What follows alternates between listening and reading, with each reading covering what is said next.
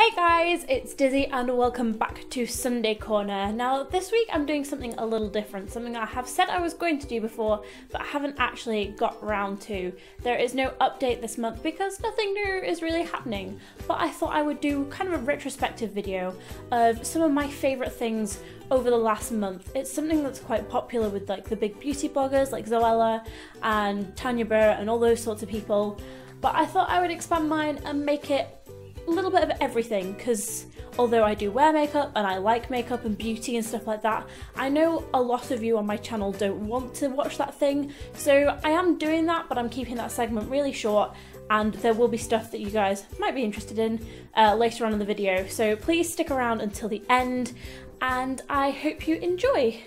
So the first section of this favourites video for March is beauty. Because 37% of my viewers are female, and so for you 37%, I implore you to invest in this, which is the NYX Colour Correcting Concealer. It has changed my life. Because I have quite blotchy skin, it just eradicates all the problems that I've been having that I've had to kind of build up with foundation and normal concealer. This has just a colour for every problem, and I didn't know I needed it until I got it, and now I don't think I'm ever letting it go. So if you haven't heard of colour correcting, do go check it out, because I'm not going to elaborate really on it in this video if it's not something that you want. And yeah, go and check out colour correcting videos and invest in one of these because it is amazing. So yeah, the NYX Colour Correcting Concealer. My second product is again another thing that I didn't know I needed until I needed it, and now I haven't gone without. This has been a favourite probably every month ever since I bought it. It's the Urban Decay Eyeshadow Primer Potion, and this basically makes sure that all your eye makeup stays on for the entire day. And as someone who wears makeup throughout the day and then sometimes in the evenings and nights as well when I work, this stuff is magical, because I'll work until like 4 AM sometimes and my eye makeup will still be on fleek, on point, pristine. So this stuff is amazing. It's a little pricey, but it goes a long way. You don't need a lot of it for it to last. And it just basically acts like a base for your eyeliner and eyeshadow and everything like that. So I would also recommend investing in this, the primer potions. I know a lot of people do it now, but I just like the Urban Decay because they're cruelty free and all that sort of thing. And I love Urban Decay as a brand anyway. So my last makeup related product is this Sexy Mother Pucker lip gloss from Soap & Glory, which I'm actually wearing right now so you can see what it looks like on. It's kind of a lip liqueur, it's called, which means that it's thicker than a lip gloss, but it's not a lipstick, if you know what I mean. It is a gloss one and it's a lovely pink colour. I find it works really well day to day, and even though it goes on really thick and kind of tacky, you can blot a lot of the gloss stuff off, so it leaves it as like a really thin layer, and you might have to top that up more throughout the day, but it stops like your hair sticking to it and that in the wind, because that's happened to me on a few occasions and no one likes having lip gloss streaked down their hair. So yeah, so this stuff is really cool. It's really good colours. They have got several other ones, but this has been my favourite. I don't think it actually, was it got a name? Oh yeah, Charm Offensive. That's the one that I like. So yeah, so this good lip gloss. So we're still in beauty kind of, but this is more like skincare and bathroom stuff rather than makeup stuff. And my first recommendation is again Soap & Glory. It's Peaches and Clean 4-in-1 Wash Off Deep Cleansing Milk, and it's awesome. This gets rid of your makeup and cleanses your face all in one thing. I don't usually trust 2-in-1s and 4-in-1s and this-in-1s because I don't feel like they work as well as using 4 different products, but this stuff, it just works. I didn't know how I could just like wipe my makeup all off at the end of the day using this. I was really skeptical of this when I got it at Christmas, but it just works. I just wipe this all on and then have a wet flannel and then wash it all off and it's done. It doesn't really get off waterproof mascara that well, so I do still have like pads for my eye, like my mascara and stuff, like the stubborn stuff that clings on. Otherwise I have to use like 4 times the amount on my eyes as usual. So I usually just use one all over my face at night, and then I sometimes use it again in the morning just to kind of get all the grime and stuff off my face from overnight. But this stuff has made my skin so much better, and I can really notice the difference when I stop using it. Like if I forget it when I go home to my mum's and stuff, I really notice the difference when this isn't in my life. And my last beauty thing, I promise it's all not beauty from here on out, is my stuff that I got from Lush when I went to Lush Oxford Street. I was so excited. It was one of 2 reasons why I wanted to go to London over Easter, and unfortunately there isn't a vlog for that. I know I said I would vlog it, and I did, but the footage corrupted and most of it wasn't like usable in the end because it was so windy, so unfortunately there'll be no London vlog even. But I do still have 2 things left from my visit. I bought most of the exclusive stuff that smelt nice when I was there, and I got the Spring Bunny Bath Bomb, which looks a little like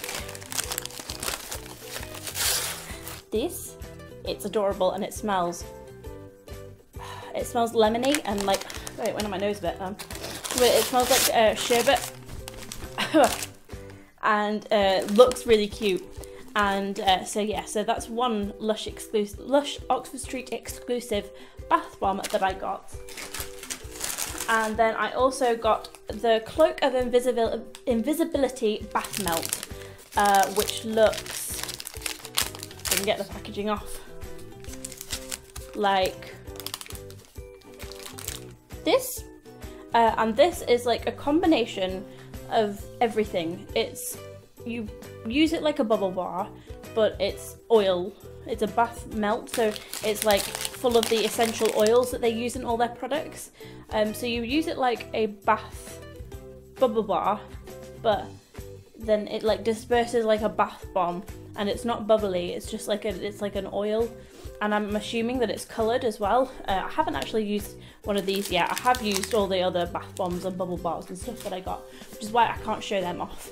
It was kind of too small to do a Lush haul, but it's like, obviously I've used some of the stuff. So yeah, I also got another bubble bar and 2 other bath bombs. One was the lava lamp one, which was awesome, and the other one was a honey one, which if you saw my angry tweeting, I did use that yesterday because I was very stressed. And then yeah, I got like a tulip bubble bar, which was lovely. So yeah, so that is all the beauty stuff. If you don't want to see any of the beauty stuff, I will put like a annotation thing where you can skip to this part. So this is the rest of my favourites. Movies, games, music, random bits, books, stuff like that, food. Everything else that is my favourite that isn't beauty. So I'm going to start off with books. So my first recommendation book-wise is the Throne of Glass series by Sarah J. Maas. I fell in love with this book about 20 pages into it, and I always buy the books when they come out, as soon as they come out, and I have them all in paperback, and they are just amazing. They're gripping, and there's romance, and there's assassins, and there's plots, and it's just an amazing book series. So if you're ever in need of a new one to check out, then check out the Throne of Glass series. It's a very good series. My second and last book recommendation for last month, because I haven't done a lot of reading, although I did reread the Eragon series, but that was on the Kindle app, so I don't have that in full form. But the Eragon series, the Inheritance Cycle, I think it's actually called, by Christopher Paolini, is another great series if you haven't read them. And if you've watched the film, which was crap then just ignore that and go and read the book series because it's way better. And it was that was like the third time I've reread that, so they're well worth checking out. But my actual last physical thing is The Complete Cheese Sweet Home. It was a while ago that I found Chi. We found it through a Watch Mojo series, and it was about cute animes, and this is like the accompanying manga. This is the Western version, so it does read left to right instead of right to left, and all the dialogue's in English. This is the US and Canadian version, really. But this is just the most adorable thing ever. It's about a little cat called Chi, who loses her mum and ends up bumping into this family who adopt her, even though they can't adopt her because they live in a pets aren't allowed flat thing, which are apparently very common in Japan. And yeah, so it's about like the adventures and misadventures of little Chi here. And go watch the anime and pick up this because it's so cute, and anyone who loves cats will love Chi.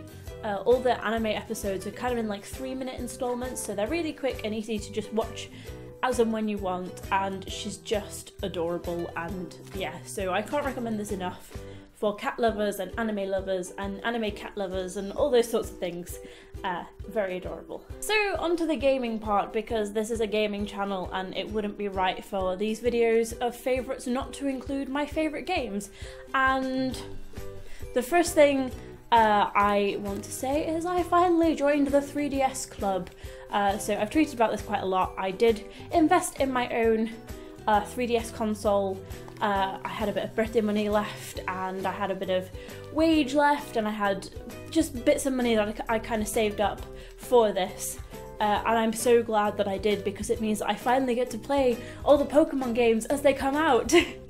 Like, I'll be playing Pokemon Sun and Moon when it's released because I can now. So I've been playing catch up a little bit. I bought New Leaf, Animal Crossing New Leaf.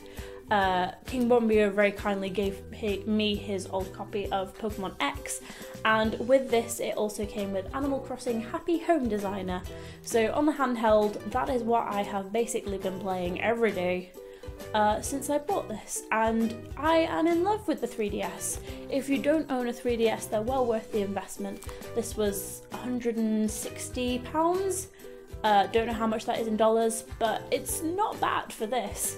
And it came with a game pre-installed on it, so I didn't even have to spend the £30 or whatever that their games are. So really it was only $130, which is very, very good for a handheld console. And yeah, so I'm finally up to date.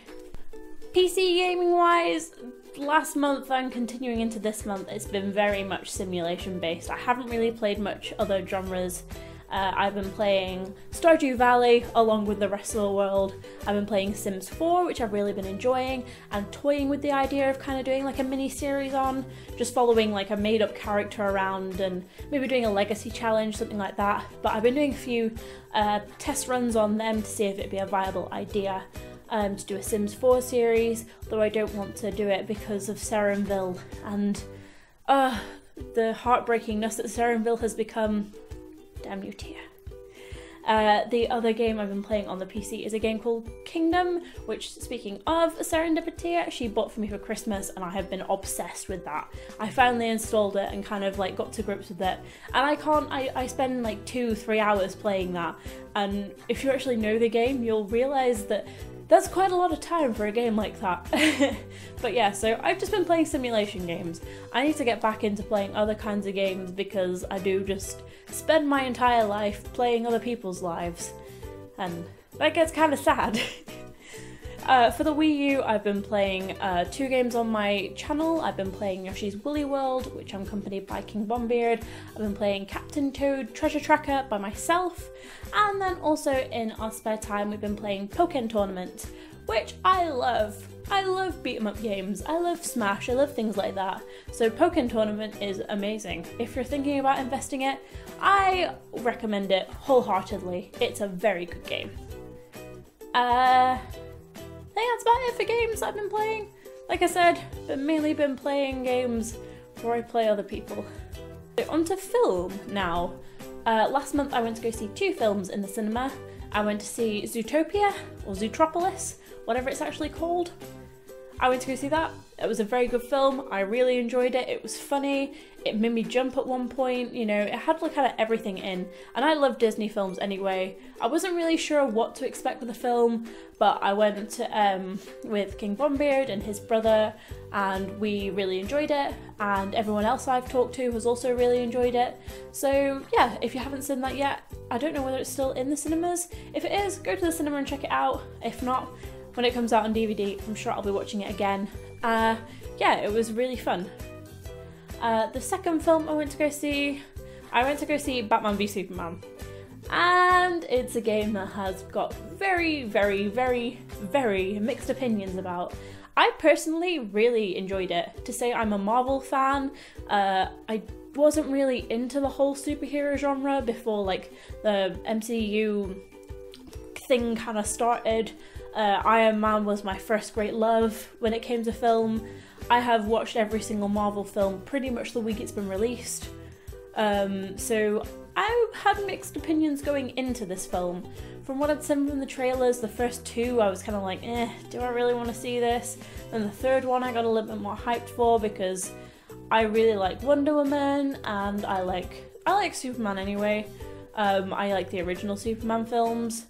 Only 1 and 2 though. I don't actually know if I've seen 3. If I have, it clearly hasn't left a great impression on me.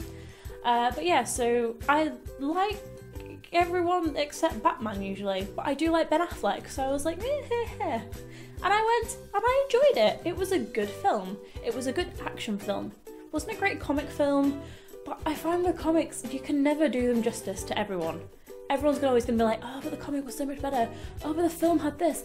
Oh, but the comics had that. Oh, but the film had this. Oh, but the comics had that. You know, there's always going to be that kind of debate no matter what film it is, no matter what, whether it's DC, whether it's Marvel, whether it's someone completely independent.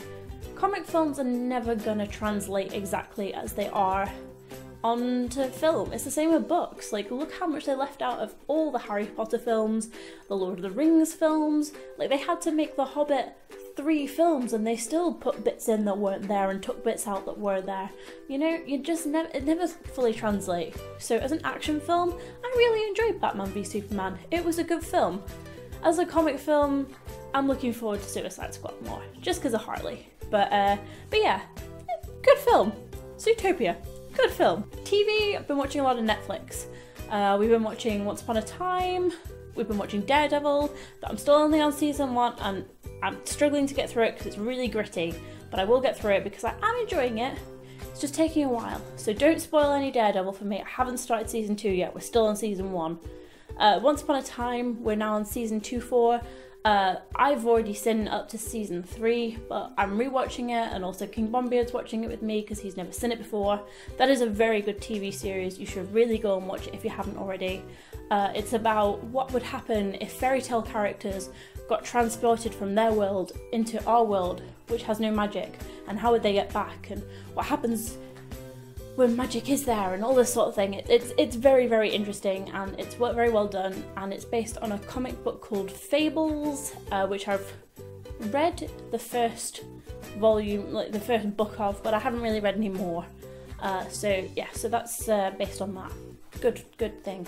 I've also started watching Pokemon Indigo League, because I was never into it as a kid, but it was on Netflix and we kind of just wanted something fun, and Jessie and James are my favourite characters ever.